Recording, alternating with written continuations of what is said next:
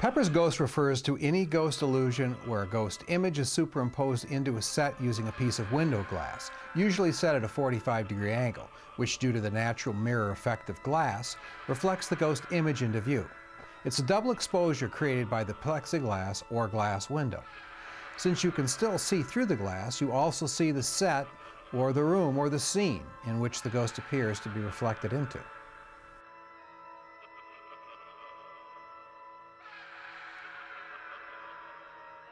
It's easiest to understand how the PeppersGhost effect works with a small-scale theatrical model. So that's what we've got here. So notice this is the piece of window glass running at a 45-degree angle. Now there are three main room chambers to the PeppersGhost. The one closest to you, this is where the audience would stand.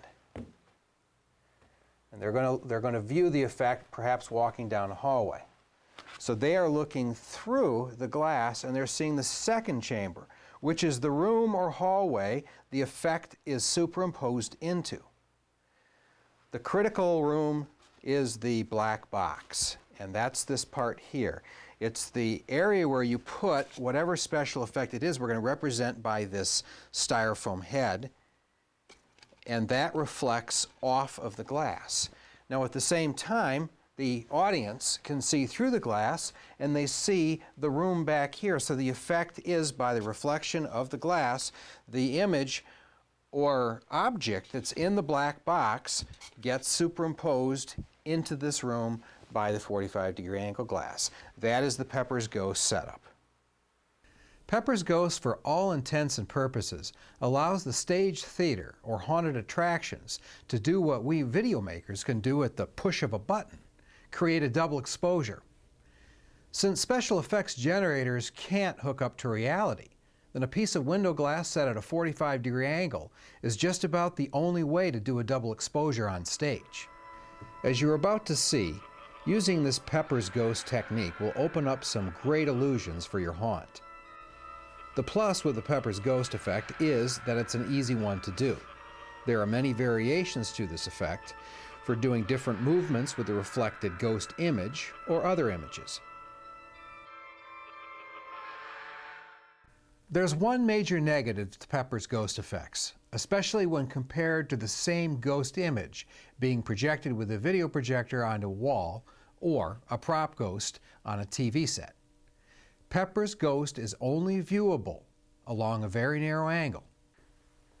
Your audience must stand directly in front of the glass and view the effect straight on in order for it to work. In this example, we are reflecting our PeppersGhost video into the glass.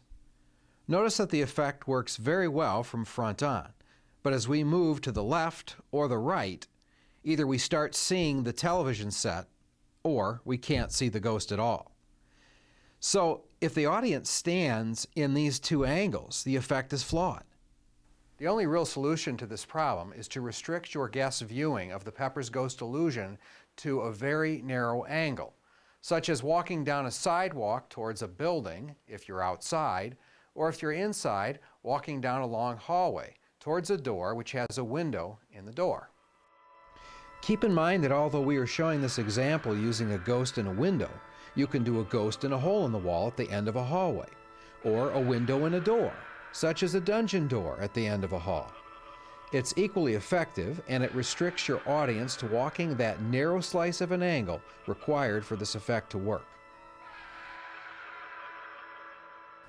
Another solution to doing a ghost in a window is to use a technique which is by far the easiest ghost effect to do with a TV.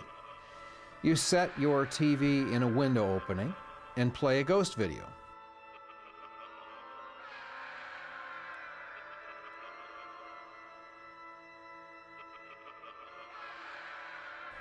Notice that the image is viewable from any angle, unlike the PeppersGhost.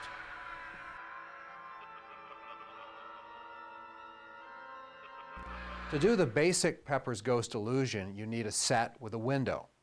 So what I'll do is I'll demo the effect using this small section of a wall. A window pane is set on the inside at a 45-degree angle. Real glass, such as this 1/4 inch glass, works better than plexiglass, because you get a sharper image and a less distorted image. But plexiglass is a little safer. The edges of the glass should be protected with a wooden 2x4 frame on the ground, which the glass sits on. First, put down a layer of window seal foam, which is self-stick, or a couple of layers of tape. A vertical frame should support the glass. This could be made from 2x4s also. Then finally, this frame can be attached to the set for better stability.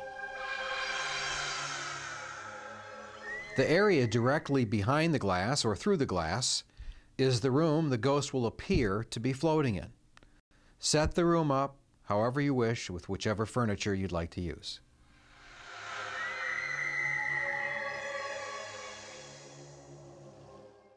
The area that the glass reflects is called the black box. It's painted black, or you use black curtains for the specific reason that you don't want anything to show up in that part of the room. You want it black so that you can superimpose through the glass just your actors or your ghost props.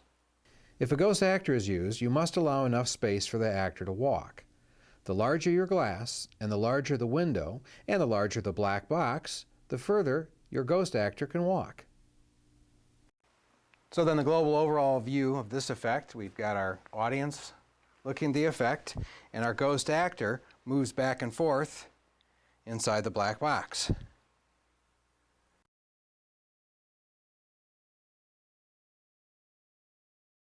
There are two basic arrangements for doing the PeppersGhost setup relative to how the reflector is mounted.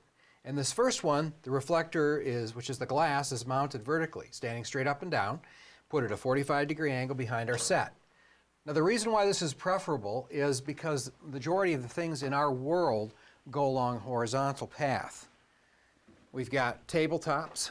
We can set the TV down just like you normally would and reflect straight off the glass. If we're talking about ghost actors, they can simply walk along the ground or get pushed on a cart. But everything is very simply done because everything that we normally would do in life is walking along a horizontal path. And so we don't have to make any really complicated modifications to what we might do with a TV or with an actor in order to achieve it with the vertical glass.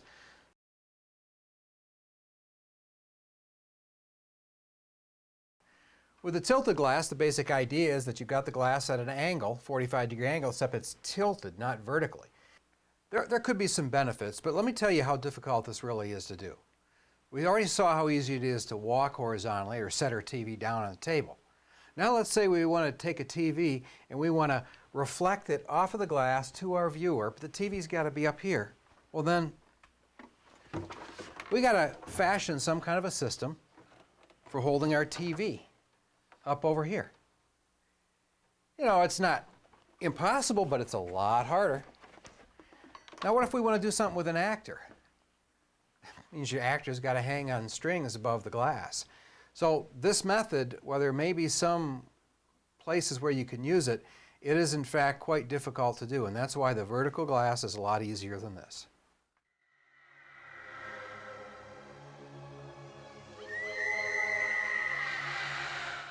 This effect allows you to start with an actor looking solid who appears to fade away on stage, or they transform into a ghost and fade away. The main difference between this effect and other PeppersGhost illusions is that in this one we're using a light dimmer to fade out the light hitting the actor on the stage, or in this case in the black box. Otherwise it's the same basic setup. Since hallways work well for PeppersGhost, we'll also do this effect in a hall. So your ghost actor would then walk around inside the black box. This effect works by using a light dimmer switch to fade the light out that's shining on the actor. In order to make the actor solid looking, you must first have a black wall in the set where the actor will be superimposed. This does not have to be a wall that's painted black, but could be just simply an area of the set that has no light on it. Or it could be a black cloth or a black curtain that is placed strategically in a certain area. If you don't have a darkened set, your actor will always look like a ghost. This effect puts an actor in a wide hallway, not through a window. This means your 45-degree glass is going to be very large. In this case, our glass is 8 feet by 11 feet, a window for a skyway or a large commercial building. It's very expensive, so you might decide not to do this effect. The typical cost for this size of glass, if you buy it new, is $550. Your exact scene is up to you, but could be a magician's trick where the actor is made to disappear on stage.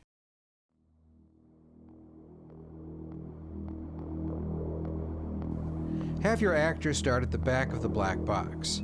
On cue, they start walking forward, and then a crew person fades out the light using the light dimmer. Then the actor fades away on stage.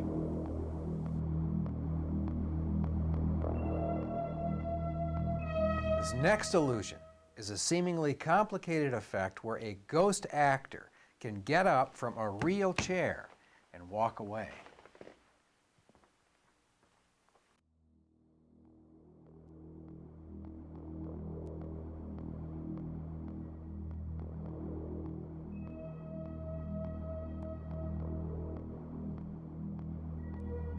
The ghost in the chair effect is accomplished like this.